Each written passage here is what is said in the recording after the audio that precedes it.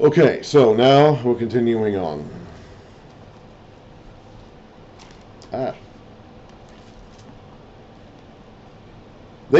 So on that day, Noah and his sons, Shem, Ham, and Japheth, together with his wife and the wives of his 3 sons, entered the ark. They had with them every wild animal according to its kind, all livestock according to their kinds, every creature that moves along the ground according to its kind, and every bird according to its kind, everything with wings. Pairs of all creatures that have the breath of life in them, which comes straight from God, only from God, came to Noah and entered the ark.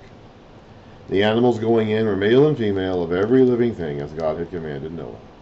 Then the Lord shut him in. Are you picking up on the creation narrative callbacks here? Okay, like this is not disconnected from what we got done reading earlier in the book. Okay, the author here is very deliberately connecting this account with the creation account. One thing, and I'm going to go ahead and pause here and talk about this because this is just something that, and I'm completely confident that there are going to be some people who will hear me say this and will just blow their heads. Um, but I'm going to go ahead and say it anyway. But there are, it's often not mentioned, especially when you have like your Sunday school stories of Noah and the ark and all that. Like you don't mention, you don't know or don't realize that the first I think it is actually pretty commonly known that there are lots of flood stories in ancient literature. Okay, the Bible is not unique in that regard. Genesis is not unique in that regards. Genesis actually isn't even early in that regards. It would actually have been one of the later ones to come along because the Israelites themselves were fairly late comers in the international scene. When the Israelites come into their nation in the late 1400s BC, the Egyptians, of course, are already there. In fact, the Egyptian civilization has already been around for quite some time. Um, we'll get into Egyptian chronology when we actually get to Egypt later on. I'm not going to get into that right now.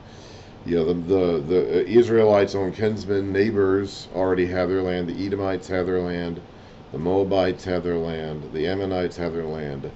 The Canaanite city-states are already there. Of course, those are the cities that the Israelites conquer and move into.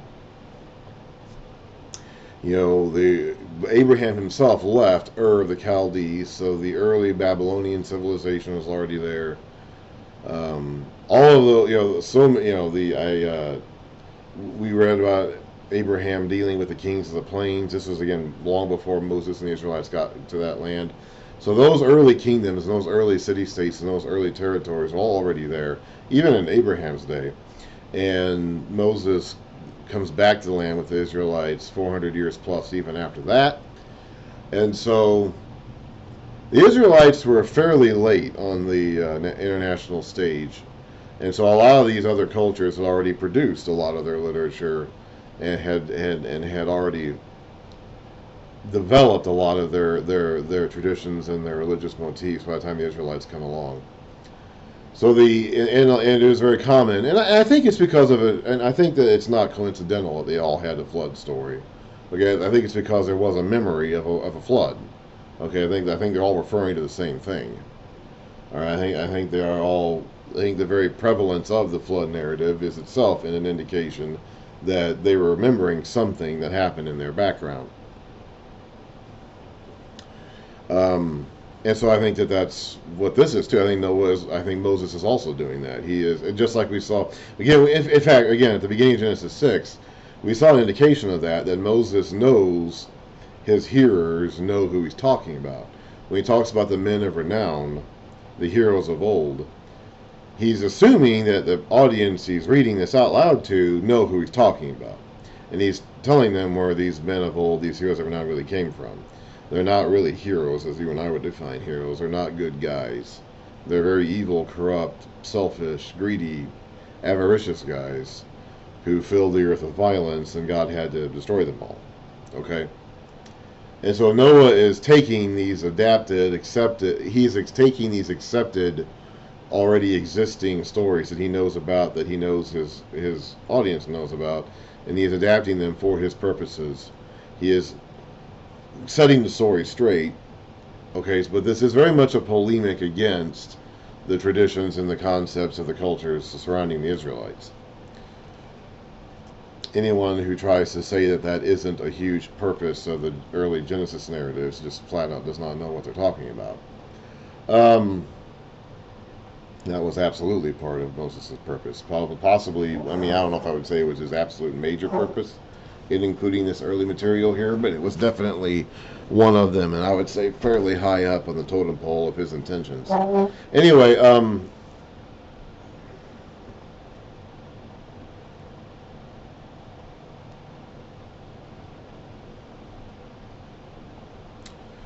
but it was very common, and I mentioned this before, in the creation narratives of the people around the Israelites, for there to have been a great cosmic battle before the world began, which is what God was doing before the gods, whatever, was doing before he or they made the world. In fact, in the Babylonian account, it was I think the battle between the god Marduk and the sea god or sea dragon Tiamat or something like that, or goddess, and he destroyed Tiamat and made the world out of her body or something like that. I'm not sure if I got all the details there correct.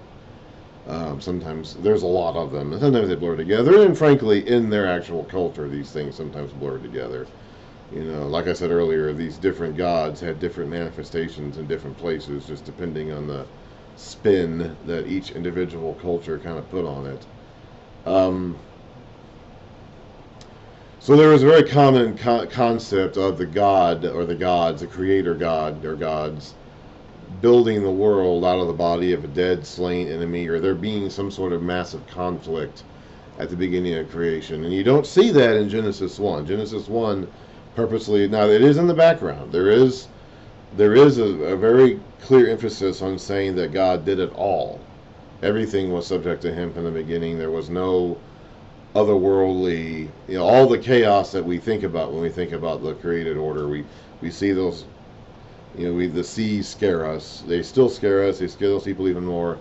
So we make these myths about these huge, these religious stories about these huge sea creatures that scare us so much, and say that the gods tamed them. Well, in the Genesis account, God made them to begin with. There was no taming even necessary or involved. But here we have an account again where he is undoing the created order with a flood. There is still this concept of the created order being threatened by the turbulence of the untamed chaos represented by these seas. Because the seas represented chaos, and you'll see that a lot in ancient literature and in the Bible literature, that the seas, even at the very end of the Bible in Revelation, at the very, very end, when you get to the vision of the new heavens and the new earth, the text specifically mentions that there is no longer any sea. And I don't know if that really means that there's no water in heaven or whatever, or anything like that, because there is a river that comes out later. But it's we saw earlier in Revelation that the dragon came out of the sea. So it's like there is this idea even at the very end of the Bible, the most recent book written in it, at the very end of the most recent book written in it, at the absolute close of the whole thing, there's still kind of this concept of the seas being chaotic, the seas being dangerous. In the new created order, the new perfected order, there'll be no seas. There'll be no chaos. There'll be no confusion, no threatening forces, no chaotic forces threatening to take control from us. So the flood itself is God undoing his own creation by allowing the agents of chaos, the seas, the turbulent, out-of-control seas, to flood the earth. For 40 days the flood kept coming on the earth, and as the waters increased, they lifted the ark high above the earth. The waters rose. I would like to see some of these replica arks that they are building actually float for 40 days. They haven't built them to do that. Not saying they can't, it's just I'd like to see it. The waters rose and increased greatly on the earth, and the ark floated on the surface of the water. They rose greatly on the earth, we just read that by the way, and all the high mountains under the entire heavens were covered. What they're really saying here, and I know there's going to be people out there who will want to plug their ears and scream at me for this, but what these authors are really saying here is that when they stand around and they look, and they saw mountains everywhere, a very mountainous region, All those mountains they saw out around there were underwater. They're not thinking of the Himalayas. They're not thinking of the Colorado Rockies. Okay, they're not thinking of those mountains. They don't know about those mountains. They're thinking about those mountains that they look around when they go out of their tent, or when or later on out of their houses. They look around. They see mountains everywhere on the horizon. They're thinking of those mountains. They're not thinking of Mount Fuji. They're not thinking of Mount McKinley. They're not thinking about the Himalayas or whatever. Okay, it's like they're thinking about the mountains that they see all around them, everywhere they look.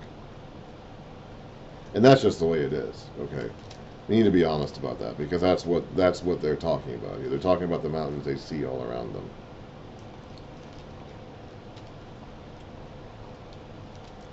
The waters rose and covered the mountains to a depth of more than 20 feet. Every living thing that moved on the earth perished. Birds, livestock, wild animals, all the creatures that swarm over the earth, and all mankind. Everything on dry land that had the breath of life in its nostrils died. We saw back in Genesis 4 and 5 that people died. Sinful people die. And because the ground is cursed because of us, everything that comes from the ground, which is everything, also dies. Every living thing in the face of the earth was wiped out. Men and animals, and the creatures that move along the ground, and the birds of the air were wiped from the earth. Only Noah was left, and those with him in the ark. The waters flooded the earth for 150 days. But God remembered Noah and all the wild animals and the livestock that were with him in the ark. And he sent a wind over the earth, and the waters receded. Now, the springs of the deep and the floodgates of the heaven, there's that poetical expression again, had been closed, and the rain had stopped falling from the sky. The water receded steadily from the earth. And again, remember, that doesn't mean the planet Earth, it just means the land. At the end of the 150 days, the water had gone down. And on the 17th day of the 7th month, the ark came to rest on the mountains of Ararat, or Mount Ararat, or whatever it is. The waters continued to recede until the 10th month, and on the first day of the 10th month, the tops of the mountains became visible. After 40 days, there's another symbolic number, Noah opened. Now, how would Noah know that 40 days was special or significant? I don't know. He did. The author is not explaining how Noah knew this. He's just saying that Noah did this in the 40 days. Opened the window he had made in the ark, and sent out a raven, and it kept flying back and forth until the water had dried up from the earth. Then he sent out a dove to see if the water had receded from the surface of the ground. But the dove could find no place to set its feet, because there was water all over the surface of the earth. So it returned to Noah in the ark.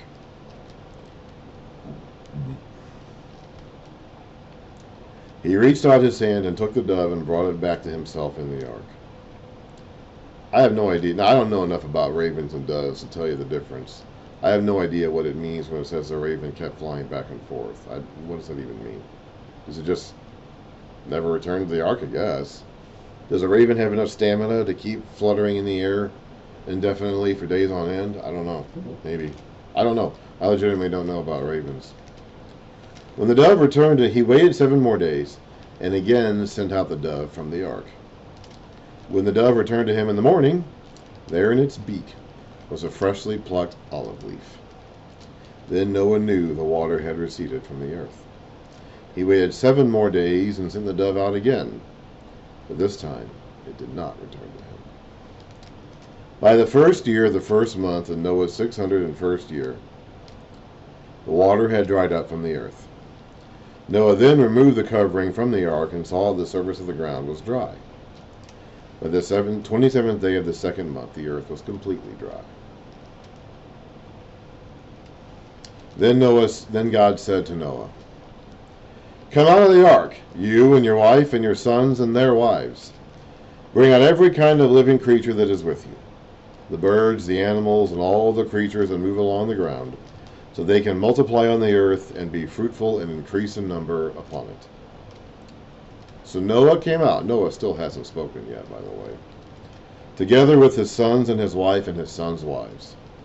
All the animals and all the creatures that move along the ground and all the birds, everything that moves on the earth, came out of the ark, one kind after another.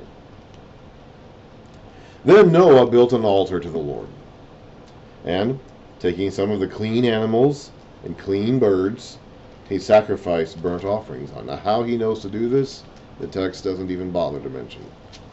It assumes that its readers would know about these things. It doesn't even think about explaining how Noah knew about these things.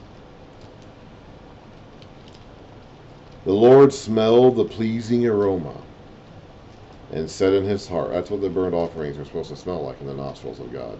Again, how would Noah know this? Well, the author doesn't even see fit to tell us that. It just does. The author knows this, and his readers know, his hearers. He wouldn't have had any readers at the time, maybe a few priests. His hearers know this. The original audience that this is being spoken to would know this, but there's not even a drop of effort put into explaining how Noah would know this. And the Lord said in his heart.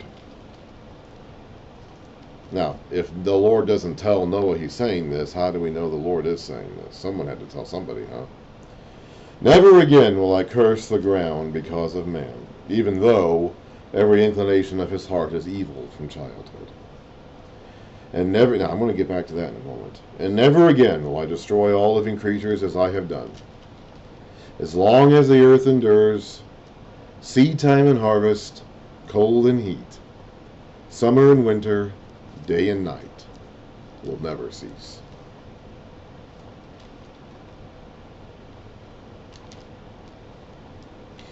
You know, people wonder sometimes why God doesn't just judge wicked people, doesn't just punish the wicked.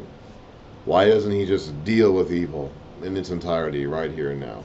Well, you know what? He did do that once, and this is what it looks like when he does that. If God does not have a process by which he allows the wicked to be made unwicked, he's going to have to destroy all of us, because we all, at some point in our lives, are wicked. So if we ever want to know, if you ever find yourself wondering why God just doesn't deal with people the way he ought to deal with them, and the way that we think he should deal with them sometimes, just keep in mind that he did do that once, and this is what it looks like. This is what happens when God does that. Then God blessed Noah and his sons, saying to them, be fruitful and increase in number and fill the earth. Where did we hear that before? We heard that back in the creation narratives, didn't we? This is not a new thing. This is being tied in directly with the creation narratives. This is a new creation. We're seeing the judgment of sin on the earth, on all of civilization, as they understood it to be at that time. This is what happened when God deals with sin. The fear and dread of you will fall upon all the beasts of the earth, and all the birds of the air, upon every creature that moves along the ground, and upon all the fish of the sea. They are given into your hands. So the disorder between man and animals comes into play here after the flood. Not at creation, and not even at the fall. The disharmony in the created order occurs after the flood. Everything that lives and moves will be food for you. Just as I gave you the green plants, I now give you everything. So for those of you, there are people out there who say we should go back to eating nothing but green plants. Well, I say we have permission from God to eat more than green plants. So there is a big push in today's culture to eat nothing but green plants. God says right here that we can eat anything. I give you everything. But you must not eat meat that has its lifeblood still in it. There is a prohibition there. And then for your lifeblood, I will surely demand an accounting. I will demand an accounting from every animal. And from each man too, I will demand an accounting for the life of his fellow man. Now what happened to start this flood? What were the conditions of the earth like before the flood began? What led to this? The earth was corrupt in God's sight and was full of violence.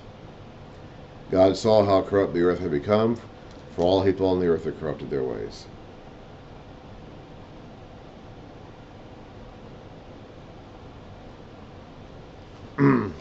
So the earth was full of violence and corrupt. And here we're putting a prohibition on the taking of man's blood. The shedding, we read at the end of, before the set of Genesis 6, we read at the end of the Cain story about this guy named Lamech, who avenged himself on someone who had wounded him or injured him or hurt his reputation in some way, insulted him, by killing him, and vows even greater vengeance on anybody who takes vengeance on him. So I believe this cycle of retribution and vengeance was what led to the earth being full of violence and corrupt. And now that after the flood, now that God has judged that, he is going to demand an accounting for those who shed the blood of men. There will be a prohibition on the shedding of the blood of man, which apparently there wasn't before as much, at least. He told Cain not to give in to sin, and Cain did give in to sin, and he punished him for it, but maybe there was no direct prohibition against the shedding of blood beforehand. For whoever sheds the blood of man, by man shall his blood be shed. For in the image of God has God made man.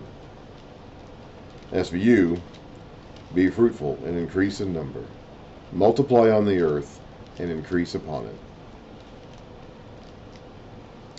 Then God said to Noah and to his sons with him, I now establish my covenant with you, and with your descendants after you, and with every living creature. I don't know where the women were during this scene, but and we'll see this again when it comes to Abraham. This idea of establishing a covenant with someone and his descendants. Your descendants were supposed to still be in your loins while you were alive. Okay, so God is making this, like later on with Abraham, we'll definitely see this. So God is making these covenants with all the Israelites that are going to come out of Abraham, because they're all considered to be basically in his scrotum at this point in time, in his testicles at this point in time. Now, I'm glad that we don't think this way anymore. I gotta tell you, as someone, of course, who doesn't have his own kids and will never have his own kids, it's like the whole idea of, or even of someone else making a covenant 5 or 6 generations before I come along, and I'm included in that covenant because I was in his semen at that time. And it's like, I'm glad we've given up this line of thinking. This would not be a fun or easy way to live. But that is how they thought back then. That's also why the superiority went to the older. Our culture is extremely youth-focused, extremely youth-oriented. We want to get rid of all the old people, get rid of all the old stuff because we think they're whatever. This culture was very different. This culture is very age-oriented. This culture was very focused on, like the older the tradition is, the older, whoever the oldest person in the family was, got the most honor because everyone else came from him. And however older, the oldest tradition has the most honor because everything else comes from that. Like the farther back you go, the more ancient you get, the more honored you become, because the more things that happened after you rely on you for their existence. We do not think that way today. That is completely opposite the way we think today. I think we could stand to use a little bit of respect for the elderly and the customs of the past today. That part, I wouldn't mind having some of in our culture. The idea that I could be held responsible for a covenant that someone made 6 generations before I was born, that part I'm not eager to reestablish that. I think we can leave that alone. We can leave that in the ancient past. But the idea of honoring and respecting our elders and the customs and the ways of the past, I think we could use some more of that in our culture right now. So I establish my covenant with you, and with your descendants after you, who would be in the nutsacks of these men standing with Noah, and with every living creature that was with you, the birds, the livestock, and all the wild animals, all those that came out of the ark with you, every living creature on the earth. I establish my covenant with you. Never again will all life be cut off by the waters of a flood. Never again will there be a flood to destroy the earth. And God said, this is the sign of the covenant. So there's a sign. I am making, everything is going to have to be confirmed with signs. We're going to get really, really crazy about these signs as time goes on. But here's our sign. This is the sign of the covenant I am making between me and you, and every living creature with you, a covenant for all generations to come. I have set my rainbows in the cloud, and it will be the sign of the covenant between me and the earth. Whenever I bring clouds over the earth, and the rainbow appears in the clouds, I will remember my covenant between me and you and all living creatures of every kind. Never again will the waters become a flood to destroy all life. Whenever the rainbow appears in the clouds, I will see it, and I will remember the everlasting covenant between God and all living creatures of every kind on the earth. We said that. We restated that same thing 2 or 3. I mean, how many times did we say that? I think basically every verse in that section kind of repeated the same thought over and over again. So God said to Noah, "This is the sign of the covenant I have established between me and all life on the earth." We said that like basically 4 times there. We repeated that same point over and over again several times in a row. But you have to think about this. This is something that we need to think about again. Put ourselves in the mindset of an Israelite man standing in a crowd listening to Moses speak this out loud for the first time. You've been aware of these stories and traditions in your family, in your community, and in the broader culture around you. Egypt had its version of these. Your kinsmen in Edom and Moab and Ammon have their version of these that you may or may not be aware of, but you're going to be aware of because they're going to be moving in and being their neighbors here pretty soon. And you're right next to the sea, okay? And, the Mediterranean Sea is north of Egypt, and it's just to the west. It's, in fact, the western border of Israel. And the Israelites in particular were not a seafaring people. Like that, there's almost no, in all the Old Testament, I mean, it's like they never get on boats, okay? We do not read, if they ever get on boats, if they ever go sailing across the sea, it's because they're being taken away as prisoners. All right, so they're being sold as slaves or taken as captives. Okay, it's like we never read about these Israelites voluntarily getting on boats and going anywhere on the water. Solomon made a deal with other nations to do the boat stuff for him because they weren't going to do it. So the idea of the seas represents chaos and disorder in creation, and they were very scary to the ancient. They're scary to us even to this day, but they're very scary to the ancient peoples. And so in so many of the creation myths, there is like this taming of the ancient seas. It has to be. Even in Genesis 1, you read or hear about the Spirit of God hovering over the waters and making the world out of water. Okay, so there is this idea just constantly that there is a battle with the seas that has to be won. A battle with the sea creatures, the Tannim or Tannim, how you pronounce it, the giant sea monsters, or just the way the waters of the seas themselves. God talks at the end of Job about his power and might. One of the things he says is that I drew the boundaries of where the sea could go. I said to the sea, here your proud waves must stop. But we can't control the sea, we can't control the oceans. And so when these oceans would crash against the shore and the tides would come in and all that, it was scary. Okay, it was a terrifying thing. It was like, how do you win a fight? I had I had an incident a year and a half ago where the city that I live in, city of Bethalto, decided it'd be a great idea to empty the contents of its water tank into my basement. And so I had to deal with extensive water damage, not because our plumbing or our drain system had failed, but because the city of Bethalto decided it'd be a great idea to empty its water tank into our basement via a leaky fire hydrant. And so we were, for a while there, for about a month or so at the end of 2019, the house was kind of literally sitting in a Olympic-sized swimming pool of water that was just filling up everywhere.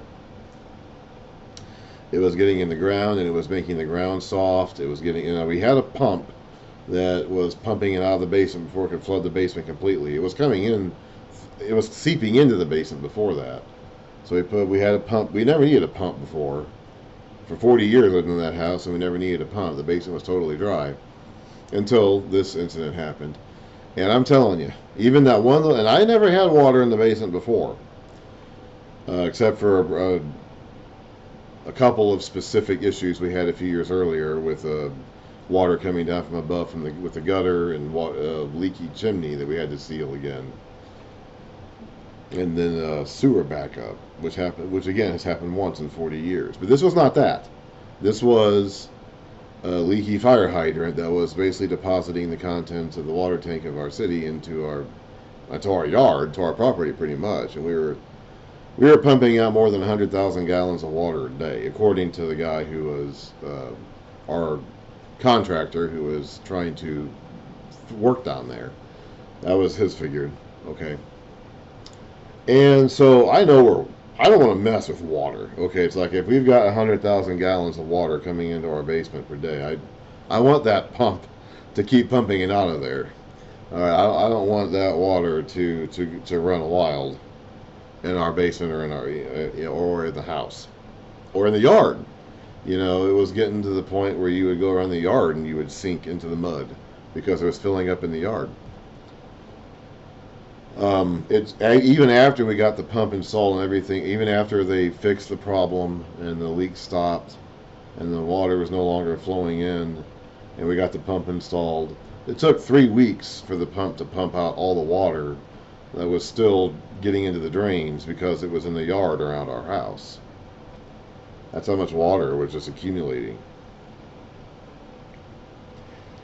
in the ground around us. I don't want to mess with water. Okay, it's like I don't want to fight the power of water. So these ancient peoples didn't either, and so many of the ancient creation stories were about the chaos of the waters that needed to be tamed by God. And in the original, even in Genesis 1, we see God do this. And he's not fighting them, he's not battling them as the gods do in the other creation myths. But he is separating them. He's separating the water below from the water above. He's putting the water where it belongs. He's not letting the water just crash around everywhere. And here he's doing it intentionally. He's opening the floodgates of the heavens so that the water from above come down. He's opening the springs of the deep to let the water from below come up. Remember, they thought the water was in two places. They thought there was water above and there was water below. Okay, so God separated it. He intentionally separated it to create a space between them. And that was order. That was the order of creation as God had ordained it. And during the flood, he removed that order and allowed the waters from both above and below to come crashing together and smash onto the earth, which is against the created order. He's undoing his own created order by allowing this agent of chaos, this massive ocean, to destroy it. And these people would have had no defense against that. Okay, in a flood, in a situation like this, these people would have been helpless. So the worst thing in the world that could happen to them, the thing that they feared the most, would have been the water coming up and smashing them, or coming down from above and destroying them. If they thought that dome of water, that ocean of water that was being held in check by that dome above their heads, if that dome ever comes down, or if that dome ever goes away, that water is going to come crawling down on their heads. And that was a real fear. They actually thought that. Okay. Now, it's very common for people to say, well, the Israelites didn't think that because God told them otherwise. Well, did God really tell them otherwise? Like, where do we actually see in Scripture God telling them otherwise? Okay? They believe that the same as everybody else in the ancient world believed that. And there's really, honestly, no reason to assume they didn't believe that. We've got no indication that God ever gave them any special insight otherwise. Like I said, God doesn't even tell Moses about his plans to resurrect the dead someday. There were things he was keeping secret from them. There are things he's still keeping secret from us. Now, he's revealed the things to us that they belong to us and children forever. And he's given us the full revelation that we need to inherit eternal life and to obtain salvation and to attain the resurrection of the dead, which he has not revealed as a thing that he plans on doing someday, which he hadn't revealed at this point in time yet, by the way. But God has never told us all the secrets of the universe, and I got a pretty good feeling it's always going to be that way. I don't even think that in the world to come, there's going to be a moment where he actually reveals everything. I think he intends for us to figure it out. I think one of the reasons why the universe is so vast and complex is because he intends for us to spend eternity inhabiting it. And I think that he has not given us any particular insight into the way his created order works. And we, We think he needs to do that. Like here in the pages of the Old Testament in the early parts, we think he needs to do that. Otherwise, he's lying to the Israelites, or something like that. Like it's a challenge to our concept of God to think that the Israelites thought of the world the same way that people around them thought, and that he didn't correct their misunderstandings. Like we want to say that's not true. God would have told them so that they know what we know. The sky is not solid, for instance. There are not windows in the sky that the water comes down through. There is not an ocean, an actual ocean body of water above our heads. Now there is water in not in liquid form above our heads. There, the water cycle. The sky has a part in that, but there is not an actual body of water in the form of an ocean hanging above our heads that's being kept out by a dome, a solid dome. Though the sun and the moon and the stars are not points of light that are sitting within this dome and circling around the earth. Okay, that's what the Israelites thought. That's what the Egyptians thought. That's what the Babylonians thought. Some version of it, at least, is what they all thought in the ancient world this time, and the Israelites are no exception. Now, we want to think that the Israelites were an exception to this, because in our minds we've got this idea that means the Word of God is not inerrant.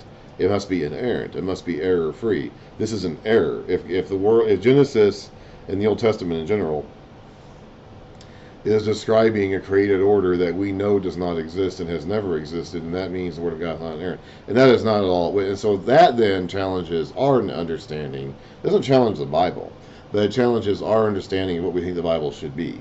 We think the Bible should be inerrant. We think the Bible should be error-free, and we see this as an error. But why do we see this as an error? Would Moses have seen this as an error? Would Jesus have seen this as an error? And so that is why, and that's why I started these videos. This is actually going to be very long. I'm going to cut this one up into pieces. Well, that's why I started these videos an hour ago with this idea of understanding that the Word made flesh, God made man, Jesus Christ, was both fully God and fully man at the same time. So why don't we then treat the actual written Word the same way, as both being fully divine and fully human at the same time? We tend to emphasize one of those aspects of the Bible and de-emphasize the other, and I don't think we should do that. And so when we lead to these problems where we think, well, this can't be, Genesis 1 can't be talking about a world in which the sky is solid and keeps out the water, an ocean of water sitting above it, and that when God makes it rain, he's opening the windows in the dome to let the rain for water fall down through. Okay, it's like, we know that's not how it works. We know that's not how it's ever worked. So Genesis can't be describing that. And we're going to invent all sorts of excuses for ourselves so that we then don't have to face our own assumptions about what it means for the scriptures to be inspired by the Spirit and God breathed. Okay? And so that is not a challenge to the scriptures, but it is our challenge to what we think the scriptures should be. And that is and that becomes a problem, because that strikes directly at the heart of our traditions, of our beliefs, of our prejudices, of our assumptions, of things that we've been taught to believe and have just accepted, and have never really challenged or questioned, and don't know how to deal with when these things do get challenged or questioned. And that's a bad place to be in. It really is. I gotta start a new video.